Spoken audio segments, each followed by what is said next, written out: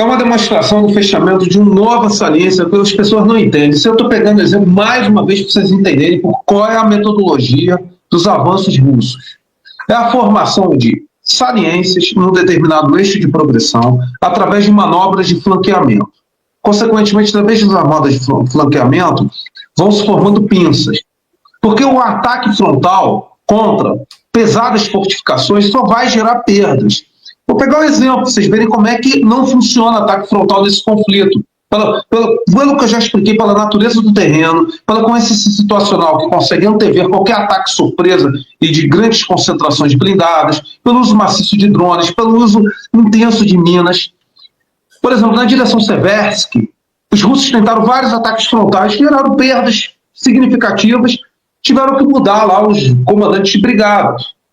Então, essa direção é a direção Konstantinívica, a partir ali do eixo a oeste de Toretsky. Os russos formaram novamente, tal como aconteceu em Pokrovsk, em Avdiivka, em Selidovo, em Kurakovo, etc., uma nova microsaliência, formando um cerco operacional das forças ucranianas através dessas manobras de flanco e espremendo essa saliência com muito dano de fogo, muito ataque de artilharia e de drones, cortando as rodas de abastecimento e asfixiando as vicinais pelas estradas que levam ao abastecimento e, consequentemente, fecharam esse bolsão. Centenas de ucranianos foram mortos aí.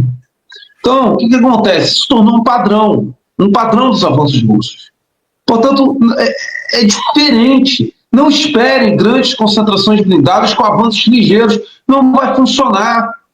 Pelas razões já faladas. Ambas forças beligerantes têm massa crítica humana significativa, redes defensivas em camadas, muito uso de mina, muito uso de drone, que permite coincidência situacional.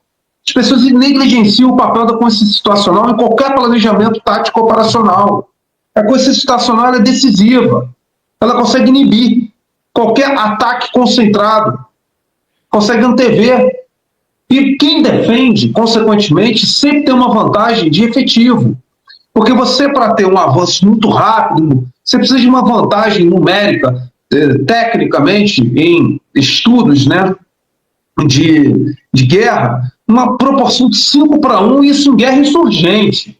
A Rand Corporate fez um estudo que, para você ter um controle de área maciço e total numa determinada área, numa guerra contra-insurgente, como Gaza, por exemplo, você precisa de uma superioridade de 5:1, que dirá uma guerra convencional como essa. Então, como o russo não tem nem efetivo maior que os ucranianos, tem que ser por esse método. Então, todo dia, o mapa ele vai mostrando avanços assim, por 1000 fatiamentos, como não fui eu que falei, foi um ex-comandante Azov falou, a Rússia adota a tática do 1000 fatiamentos por avanço, que dificulta a nossa capacidade de defesa no perímetro operacional, porque toda hora temos que ficar direcionando reservas para um determinado eixo de progressão que está ganhando impulso. A gente sacrifica e se prejudica em outro, porque acaba desguarnecendo o outro. E assim foi. Foi assim uma época em Kupiansk, foi assim uma época em Liman, foi assim uma época em Chazov-Yar, foi assim uma época em Pokrovsk, foi assim uma época em Toretsky. Aí se torna posicional, porque os ucranianos jogam muita reserva, fazem contra-ataques, às vezes até suicidas.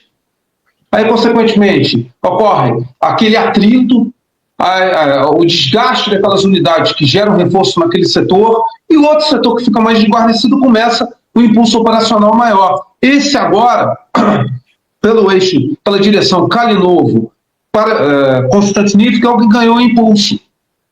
Mas ele ficou paralisado por 1 mês, 2 meses mais ou menos. Sumy agora se tornou um importante cabeça de ponte com este de progressão. Daqui a pouco ele vai se tornar nivelado, com batalhas posicionais. Aí vai ser outro. É uma tática de 1000 fatiamentos, uma estratégia, perdão, de 1000 fatiamentos que o próprio ex-militar ucraniano, ex-comandante Azov, falou, fazendo uma análise muito perspicaz e realista. Então, não espere concentrações em um único eixo, não vai rolar dessa forma, não vai ser assim.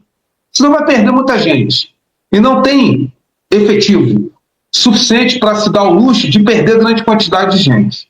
Não dá. O atrito já custa muito em efetivo, porque o perímetro operacional é enorme.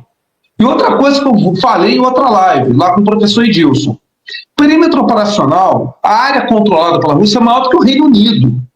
Manter isso seguro, sem gerar vulnerabilidade para contra-ataques do adversário, é extremamente difícil. Porque não pense que liberou aquela aldeia ali embaixo, que simplesmente não vai deixar efetivo nenhum, vai deixar uma zona cinzenta, uma gray zone, para legitimar e vulnerabilizar um contra-ataque, porque isso tudo é monitorado por satélite.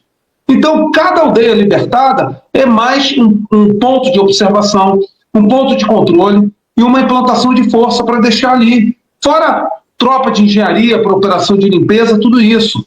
Por isso que eu falo, cada área maior controlada pela Rússia, mais é sacrifício logístico e sacrifício em tropa. O pessoal fala, vai tomar Odessa, vai tomar Kharkiv, a cidade, precisa de efetivo que não tem. Aí o pessoal fala, mas não tomou nenhuma grande cidade, porque, me desculpe, não tem efetivo para isso, e combate urbano em grande cidade vai custar uma quantidade imensa de perdas, imensa, enorme. Por isso que, qual é a tática? Formar cerco operacional nas cidades, formando saliências, como eu mostrei aí, e, consequentemente, rendição ou capitulação ou morte. Essa é a realidade. Fiz uma explicação técnica aqui, para o pessoal entender a dinâmica das batalhas nesse conflito. Rodolfo, é interessante que você nos traduz, né, as dificuldades que o russo tem de pessoal para controlar essa grande área, e tem gente por aí achando que eles vão invadir Portugal, Rodolfo. Acredita em mim, tem gente que acha isso. Uma ressalva, o André Lara falou, André Lara, o russo com certeza tem um número muito maior de soldados em campo. Não tem, amigo, não tem. A gente acompanha. Tem 730 mil na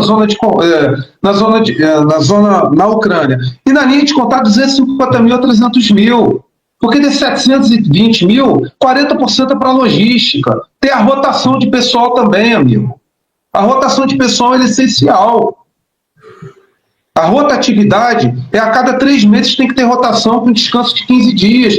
Eu perguntei, eu pesquisei. E a Ucrânia tem 800 mil. Então não tem superioridade. Desculpa, não adianta ir pelo achismo. A gente pesquisa. Então, as fontes que nós temos são fontes críveis. Não tem superioridade efetiva. É um problema lá.